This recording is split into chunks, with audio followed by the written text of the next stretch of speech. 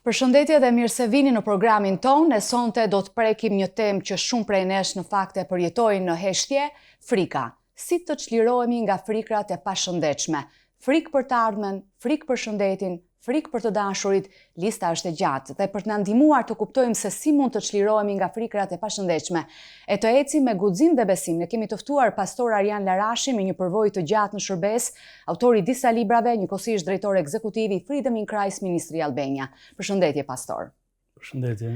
Faleminderit që je këtu për të folur për një tjetër temë të rëndësishme. Faleminderit dhe për ftesën. Faleminderit. Pastor, a mund të na tregoni se çfarë do të thotë për ju frikë e pashëndetshme, si mund ta dallojmë atë nga frika normale? Po, frika e shëndetshme dhe frika e pashëndetshme janë dy lloje frikrash. Ne dimë që frika ndaj Zotit është frikë e shëndetshme. Dhe të kesh frikë ndaj Perëndis është ti largohesh mëkatit, ti largohesh të keqes, edhe ti jesh i lidhur në marrëdhënie me Zotin. Pra kjo është frikë e shëndetshme.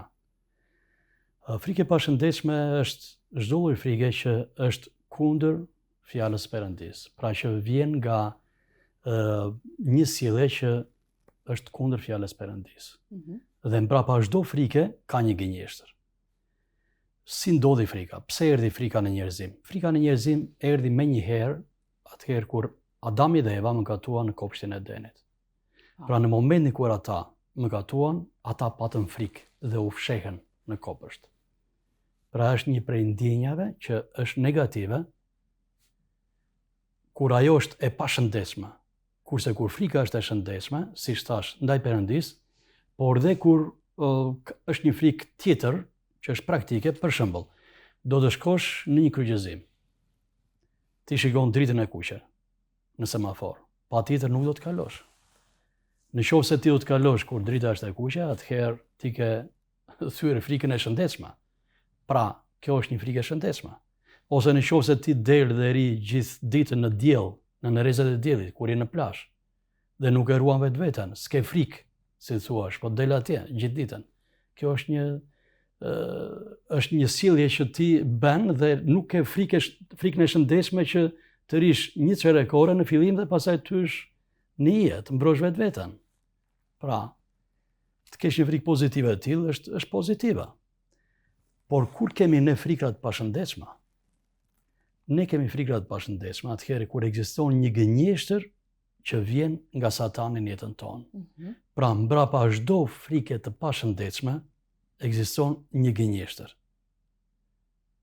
Dhe dashuria e përsosur, dashuria e përjashton frikën, thuhet në shkrimin e shenjtë. Pra, kur ne jemi në një marrëdhënie të shëndetshme me Perëndin, kur ne jemi të plotësuar me prezencën e Tij, kur ne jetojmë në një dashuri të përsosur, si për Perëndin edhe për njerëzit e tjerë, edhe për vetveten tonë madje, atëherë çdo frikë tjetër e pashëndetshme largohet.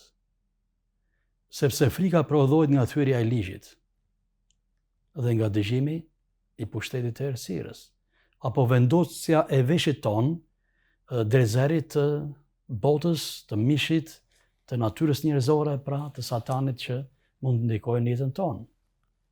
Cilat janë, pastor, disa shenja që tregojnë se dikush po jeton nën pushtetin e një frike të pashëndetshme?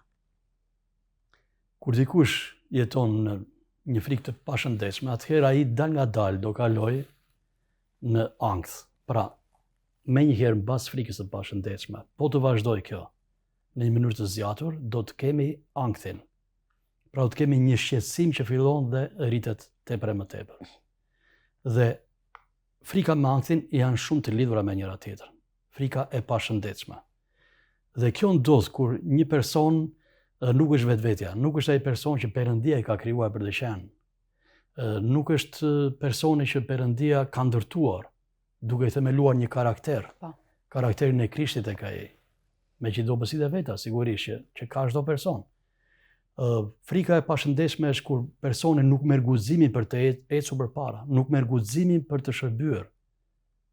Për të shërbyer të tjerëve, për të shërbyer Perëndis, nuk merr guximin për të marrë hapa në jetën e vet, për të marrë vendime pozitive në jetën e vet. Ka pikë pyetje për të marrë këto vendime pozitive. Ta marr apo të mos e marr. Në qoftë se unë nuk e marr, mos më ndodh kështu. Mos më ndodh ajo e keqe që unë mendoj, pra gënjeshtra e Satanit, që ne besojmë. Dhe kështu ne ngelemi, blokohemi, bëhemi të pafrytshëm, bëhemi persona që nuk bekohemi, dyert e bekimeve të Perëndis fillojnë dhe mbyllen një nga një për shkak të frikës. Dhe në fjalën e Perëndis ka me qindra eri që Perëndia e fton Izraelin, popullin e tij, profetët, njerëzit e tij, kishën me urdhrin e tij, mos keni frikë. Mos ki frikë. I guximshëm. Mos ki frikë. Mos ki frikë nga njerëzit. Mos ki frikë nga situata negative që ti po përballesh. Unë jam me ty. Unë do të çliroj, unë do të bekoj. Pra, Shkrimi i Shenjtë ka një urdhër, pothuajse me të gjithë njerëzit që kishin probleme me frikën dhe që kishin probleme me pasigurinë për të ardhmen. Çdo të ndodhë në të ardhmen. Mos ndodh diçka e keqe apo jo. Po sikur të ndodh kjo e keqe, çfarë do të bëj unë?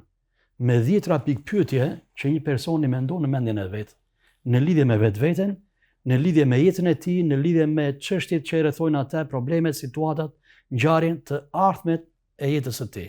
Si ai e parafytyron. Dhe ndërkohë kur gjithë parafytyrimet e tij, gjithë pritshmëritë e tij fillojnë të prishen dhe bien një nga një, atëherë ai fillon dhe kalon në frikë, në ankth, në stres, sepse ka besuar disa gënjeshtra. Çështja është që ai ka besuar ato sikur janë të vërteta, kur në fakt ato nuk janë të vërteta. Bibla thot mos ke frikë, por kjo nënkupton që ti mund ta ndjesh frikën. Është mëkat të ndjesh frikë? Frika është e natyrshme, do të ndodhë, por gjithmonë këshilla e Perëndis, siç thash, është mos ki frikë. Por ne do të përballemi shumë herë me frikën. Çështja është që si do ta menaxhojmë frikën?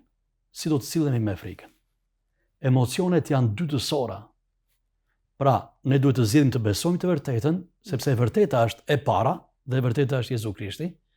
Dhe kur ne zgjedhim Jezu Krishtin, zgjedhim të besojmë të vërtetën, atëherë sjellja jonë pasohet me sjellje pozitive. Nuk pasohet me sjellje negative. Dhe ndërkohë dhe emocionet tona mbas sjelljes do të jenë emocione të shëndetshme, emocione pozitive, jo zemërim, jo urrëtie, sjellje të tilla që kanë emocione të tilla negative, jo reflektim të fajit tek tjetri, jo reagim negativ ndaj të tjerëve, të cilët mund na kundërshtojnë për momentin. Pra të gjitha këto do të jenë dytësore. Çdo emocion, edhe frika, do të jetë dytësor. Kështu që ne mund të menaxhojmë frikën nëse ne mbështetemi tek e vërteta, tek fjala e Perëndis. Ne nuk mund ta ndrydhim frikën. Ne nuk mund ta ndalojmë atë. S'kemi autoritetin për ta ndaluar vetë atë. Po ne kemi autoritetin të zgjedhim të besojmë Shkrimin e Shenjtë, të zgjedhim të besojmë të vërtetën. Kur ne zgjedhim të besojmë të vërtetën, atëherë në mënyrë të natyrshme ne nuk do të kemi frikë, sepse frika të paralizon, frika të bllokon dhe frika të sjell pasaj të gjitha gjërat e tjera negative. A keni patur ndonjë përvojë personale kur jeni përballur me këtë frikë, pastor? Patjetër. Kush nuk ka kaluar probleme me frikat? Kam patur problema. Covid-i për shembull, momenti që u hap lajmi bombastik, një problem i madh për të gjithë njerëzit, çfarë ndodh dhe një farë frike për shembull me pikpyetje çfarë ndodh në të ardhmen. Apo për shembull ndonjëherë frika si do të predikoj. Apo ndonjëherë frika për shembull në mision, çfarë mund të ndodh. Duke menduar për shembull diçka negative ndonjëherë, kur shkon në një fushë misioni, që mund të jetë një fushë misioni që ka rrisjet e veta, që ka rreziqet e veta. Edhe patjetër që fillojnë ato pikpyetje të tilla që çfarë mund të ndodhë, por duke qenë i përgatitur dhe fillon i largon të gjitha ato mendime, duke besuar dhe duke shpallur që Perëndia është me mua dhe ai nuk më braktis edhe më mbron në çdo moment. Frikë për të ardhmen, frikë për familjen, për të ardhmen, ndonjëherë për shembull, ndonjëherë për mungesat financiare, dy vajzat me studime, shkollë të lartë, apo si do të bëjmë, çfarë do të ndodhë. Pra ndonjëherë ndodhin dhe vijnë pikpyetje të tilla që Perëndia, po vjen shpresa, vjen besimi, vjen mendimi pozitiv dhe e rrok e kap atë mendimin pozitiv që po Perëndia do të sigurojë. Ai asnjëherë nuk më ka braktisur. Ai do të sigurojë dhe për mua dhe në këtë rast. Perëndia u tap dyer për mua. Dhe këtë unë e shpall dhe patjetër që dal nga dal ajo largohet, ajo frikë. Po, vargu biblik ky që është i mos ki frikë, çfarë do thot realisht për jetën tonë sot, në kontekst më të gjerë? Derisa thuhet mos ki frikë, do të thot fokusohu tek unë, 100%. Mos mendo negativisht. Mos mendo për gjëra të cilat nuk varen nga ty për ti menduar, sepse unë i kam caktuar, thot Perëndia. Unë e di çfarë do të ndodhë. Pikpyetjet tua janë njerëzora, thjesht njerëzora.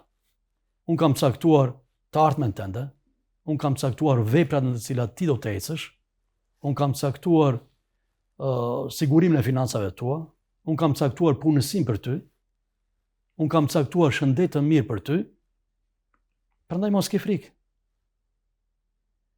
Dhe kur ndodh frika, kur ne i realizojmë të gjitha këto premtime dhe krijojmë mëdyshje, krijojmë pikpyetje. Kur ne besojmë zërin që vjen shushuritës i satanit, ti s'mund t'ja dalësh. Ti do të kesh probleme në të ardhmen. E ardhmja jote nuk është ajo që ti pret dhe që mendon se mund të ndodhë. Do të ndodhë kjo gjë e keqe, do të ndodhë kjo. Do kesh mungesa, do kesh probleme, do kesh ja, të gjithë po të harojnë, të gjithë po të braktisin, ke ngelur i vetmuar, nuk ke një të ardhme të ndritur, nuk ke urtësi, nuk ke dituri, nuk ke aftësi, s'ke për t'ja dalë, e të tjera të cilat ne shumë merë i mendojmë këto. I mendojmë dhe fiksohet mendja jonë, aq shumë në këto, sa fillohet frika të prodhohet në na.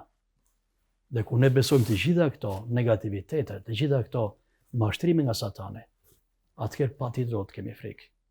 Çdo të ndodh me të afërmin tim. Mos do të vdes babai, mos do të vdes nëna, mos ndoshta do të vdes edhe unë, sepse kështu i ndodhi nënës, apo babait, pati këtë problem mund të kem dhe unë, mos ndoshta mund të ndodhë për shembull që unë të ngelem pa financa në të ardhmen, mos ndoshta do të mbyllen rrugët për punësimin tim, dhe të tjera, frikrat të tilla që ne mund t'i asim çdo ditë në jetën tonë, edhe që gjithsecili prej nesh i kalon këto. Përveç fjalës së Zotit, cili është roli i lutjes në këtë proces për të mposhtur të gjitha këto frikra të pashëndetshme, pastor? Ne duhet jemi të zgjuar dhe duhet jemi dinak.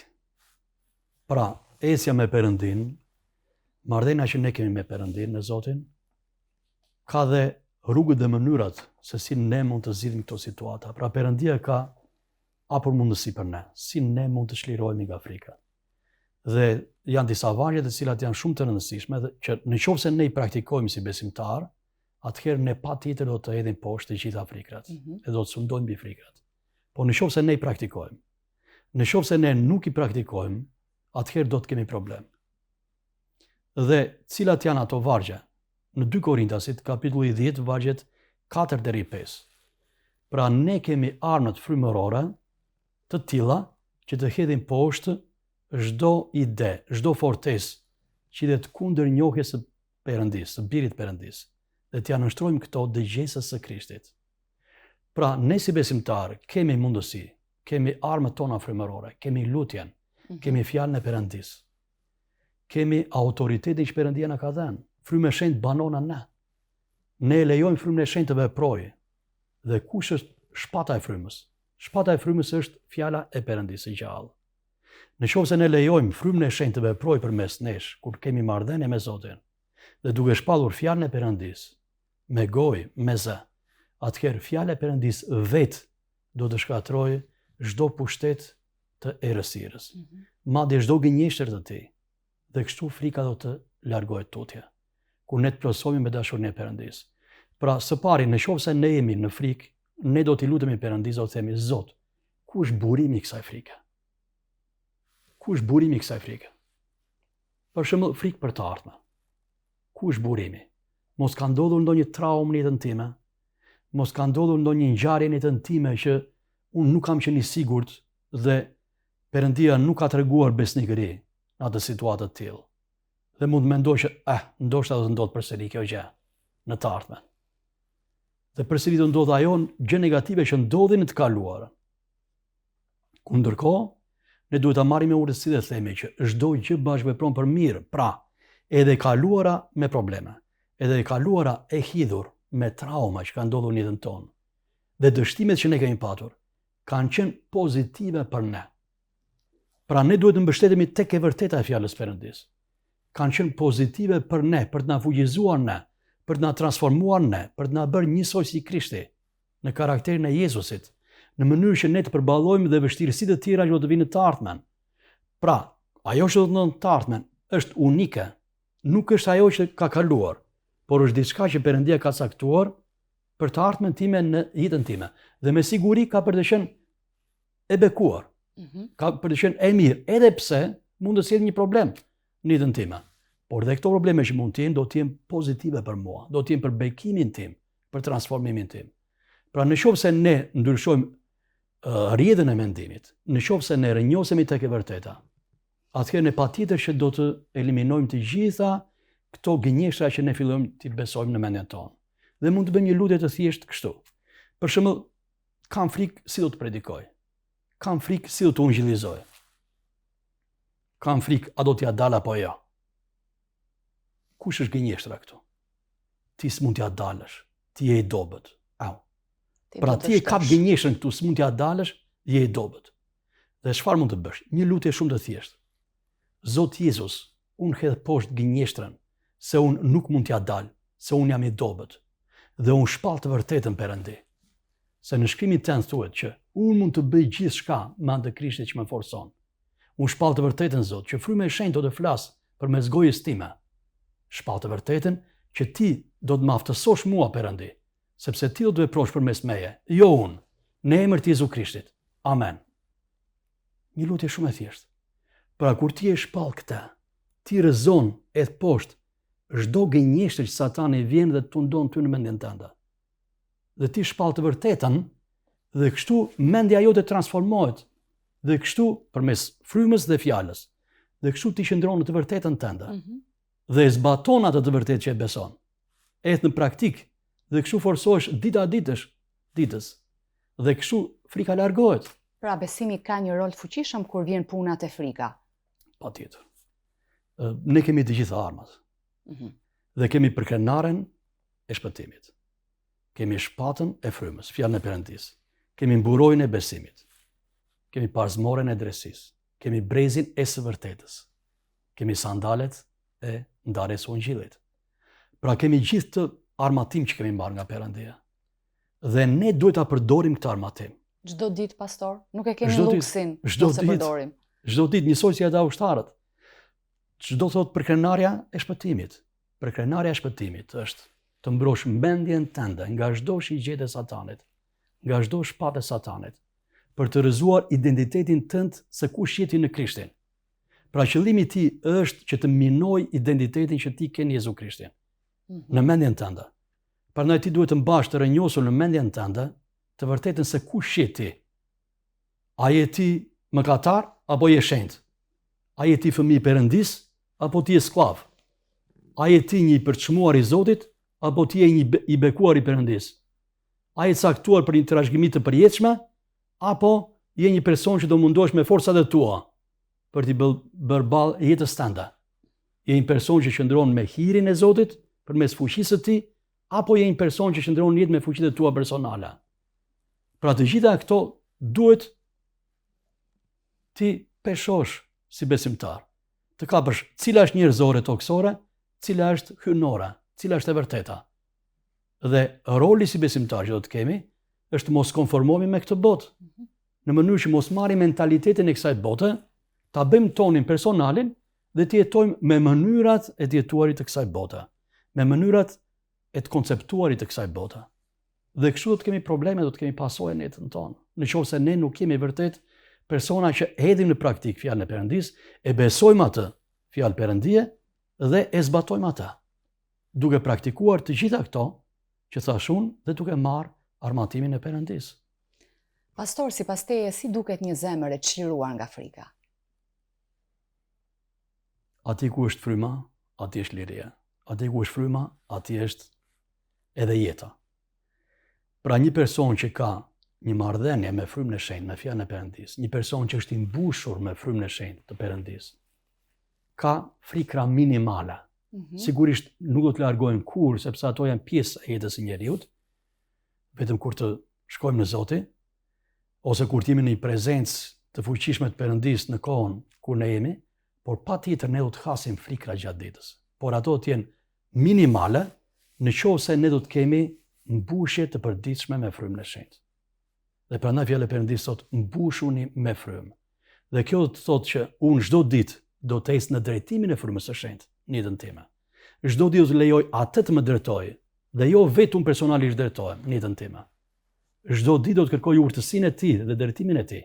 Çdo ditë do të marr nga fjala e Perëndisë, ta bëj fjalën e Perëndisë jetike për jetën time. Ta shpall, ta përsijat, të meditoj mbi shkrimin e shenjtë.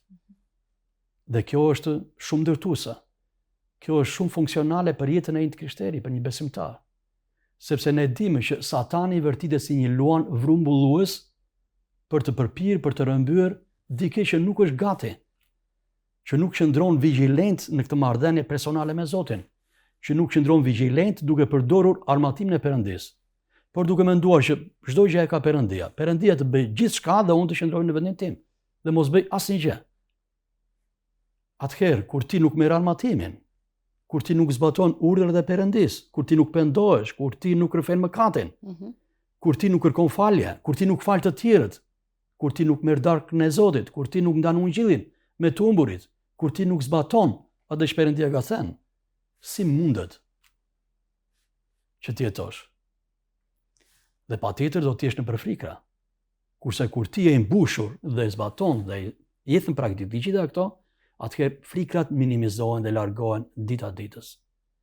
Dhe besimtari pjekurohet në karakter. Dhe pastaj nuk pyet fare. Edhe nëse vdekja e tij vjen, e ka përballë, ai thotë jo, unë jetoj. S'kam frikë. Edhe po vdisja, unë jetoj përsëri, kështu do të fjalë e Perëndisë. E ka siguri. Do të jetë thjesht një mbyllje sysh dhe me një herë sa të pushoj trupi zemra rahet, ai do të shikoj lavdinë e Perëndisë. Do të shikoj botën qellore, anjtë e Perëndisë kur ta marrin. Ka siguri një besimtar i tillë. S'do t'ja di nga vdekja. Dhe dy nga frikrat kryesore janë frika ndaj njeriut dhe frika ndaj vdekjes. Pra dy frikrat që shoqërojnë besimtarët dhe që e tundojnë besimtarin janë këto lloj dy frikra të rëndësishme, që janë kryesore në jetën e tyre. Dhe si duhet shqirohemi? Janë dy çelësa që ne duhet t'i njohim. Së pari është prania e frikës dhe së dyti është fuqia e frikës. A është e pranishme frika? Dhe sa fuqi ka frika? Për shembull, si ta kuptojmë këtë nga ana praktike? Po. Nëse jeni në një kopër zoologjik, atje ke luanin dhe ke një xham të trash që të ndan nga luani. Fëmia i vogël shkon atje dhe ti s'ke frikë, edhe ti nuk ke frikë fare. Prania e frikës është? Jo. Sepse ka xham, luani është, por se ekziston frika, ti je mbrojtur, apo ja. Fuqinë e frikës e ke? E ke sepse ke xhamin mbrojtës, edhe thyen frikën. Kështu që të dyja këto ti i ke eliminuar dhe nuk ke frikë. Nëse thyet xhami, çfarë do ndodh? Menjëherë do të lind frika. Prania e frikës është e fuqishme. Por fuqia e saj mund të eliminohet. Pra luani mund të vërsulet në ty, por fuqinë e frikës mund ta eliminosh. Praninë se eliminon, por fuqinë e eliminon. Nëse ti eliminon një nga këto dy pika, atëherë ke eliminuar frikën, e ke shkatruar frikën. Domethënë, nëse po flasim për këtë rastin tani, nëse vjen luani, ti mund besosh që unë s'kam frikë Zot. Edhe nëse vi me ty, unë jam me ty. Në emër të Jezusit, amen. Dhe e thyen frikën. Në përballje. Me përballje. Dhe unë besoj Perëndi që ti mund të mbyllësh dhe gojën e luanit, sepse ti ja mbyllë Zot, kur Danieli ishte në gropën e luanëve. Dhe ti mund ta bësh edhe tani këtë për mua, duke besuar. Pra ti mund të përdorësh fuqinë e fjalës së Perëndisë në këto raste, në këtë moment. Ishte Covidi. Ishte pranishme vdekja? Po, sepse njerëzit vdisin. Edhe kishte mundësi që mundet të ndodhte që dhe ndonjëri prej të afërmve tanë mund të vdiste, mund të dashë nga jeta. Pra, do më thënë, prania e frikës ekzistonte, ishte.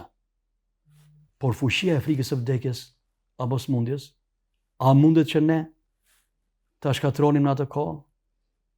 Pranin, dhe në prani duhet studiojmë dhe duhet tyjmë dhe të kapim sa është probabiliteti pranisë së frikës.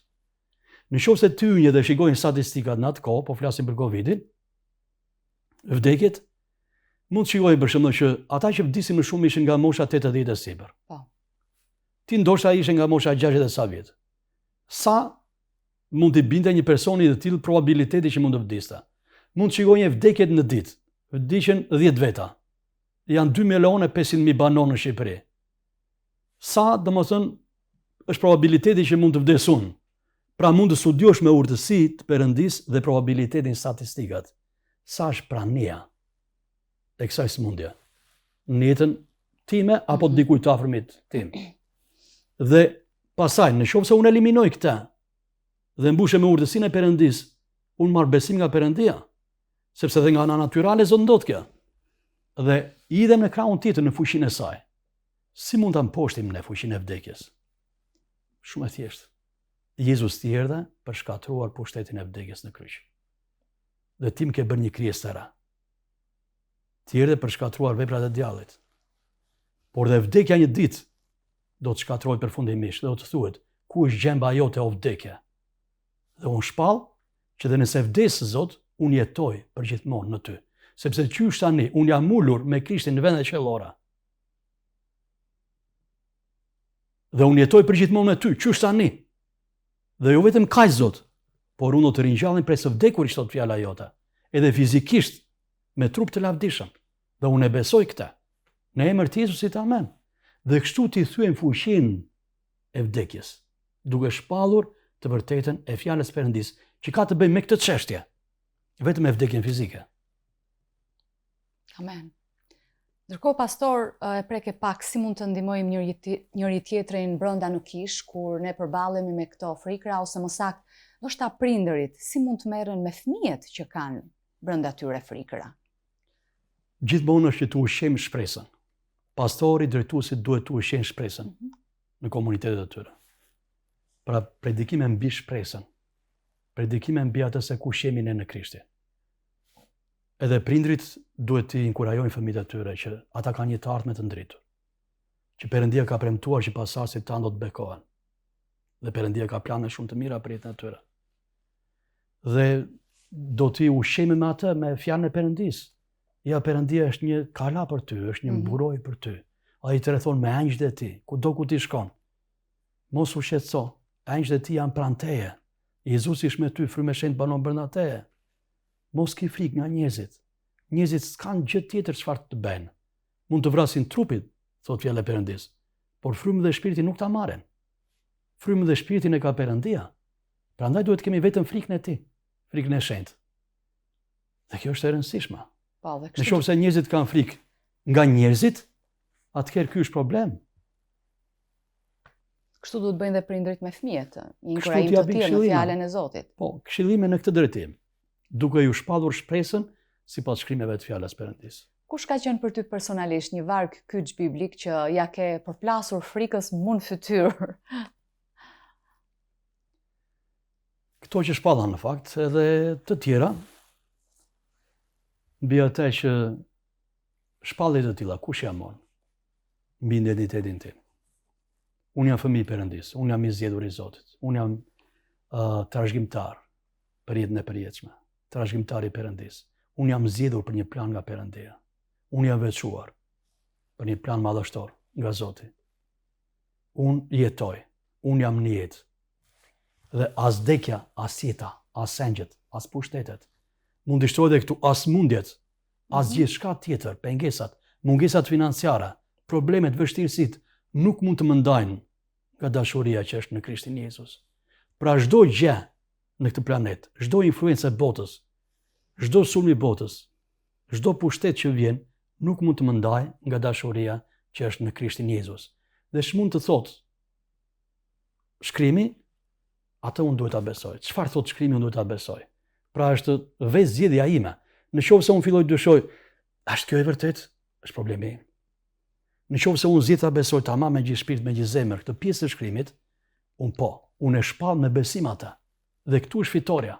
Sepse në qoftë se ne shpallim me besim të vërtetën e shkrimit, atëherë gjithë sfera qellore, gjithë principata demonjake bien poshtë, shkatërrohen. Sepse na është dhënë ne autoriteti i Krishtit këtu mbi tokë. Kisha ka gjithë autoritetin mbi çdo principat demonjake. Çështja është që ne duhet të kuptojmë këtë autoritet që ne kemi. Në qoftë se unë e vë në dyshim, atëherë është problemi im. Po në qoftë se unë e besoj vërtet shkrimin dhe nuk e vë në dyshim, dhe besoj që kisha ka gjithë autoritetin në këtë planet për shkatruar çdo principat demonjake përmes shpalljes së fjalës Perëndis, atëherë kjo është fitoria. Dhe ne do të jetojmë në fitore. Dhe çdo gjë e tillë, frikra të pashëndetshme, gjithçka do të largohet prej nesh dhe ne do të jetojmë në lirinë e frymës, në risin e jetës.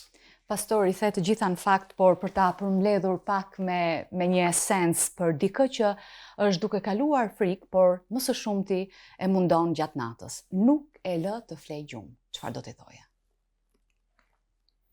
Përpara se të flerë, mund të shpall disa vargje nga fjala e Perëndis. Në paqe do të bie, në paqe do të ngrije. Zoti, ti e fortesa ime, kalaja ime, ti që më mbron mua. Ndërkohë kur unë fle, ti je këtu pranë meje, o Zot. Dhe ti je me angjëjt e tu, ti je mbrojtja ime. Çfarë do e keqe që mund të ndodhë, Zot, unë e dorëzoj në ty. Por unë e shpall, Zot Perëndis, që edhe nëse ndodh diçka e keqe, ti je në kontroll të jetës time. Dhe ti ke më të mirën për mua, sepse ti më do, Zot. Edhe nëse vdes, unë do të jem me ty, Perëndis.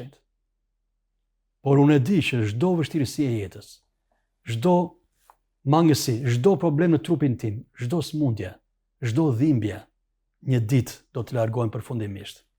Atëherë kur unë të jem me ty, Zot, në tokën e re dhe në qiellin e ri, dhe unë e besoj këtë. Dhe dhimbja dhe problemet që unë kam nuk mund të më ndajnë nga dashuria jote. Prandaj unë zgjedh të flej në paqen tënde, në prezencën tënde, në ngrohtësinë tënde, në mbrojtjen tënde. Sepse ti ke thënë, nuk do të më lësh, nuk do të më braktisësh, dhe unë e besoj këtë. Në emër të Jezusit. Amen. Pastor, unë të falenderoj shumë bekim për mësimet e tua të vajosura në fjalën e Perëndis. Faleminderit, pastor. Faleminderit dhe ju për ftesën. E besoj që këto janë të vlefshme, dikujt do t'i vlejnë. Të gjithëve na vlen, edhe mua personalisht. Lavdi Jezusit. Perëndia nuk na ka dhënë një frymë frike, na ka dhënë frymë force, dashurie, vetëpërmbajtje. Nëse po përballeni me frikra që ju lodhin shpirti, mos harroni, nuk jeni vetëm. Ka një Zot që është më i madh se çdo frikë dhe ai ju thërret të ecni me guxim, sepse është me ju në çdo hap tuajin. Rikthehemi pas pak në studio.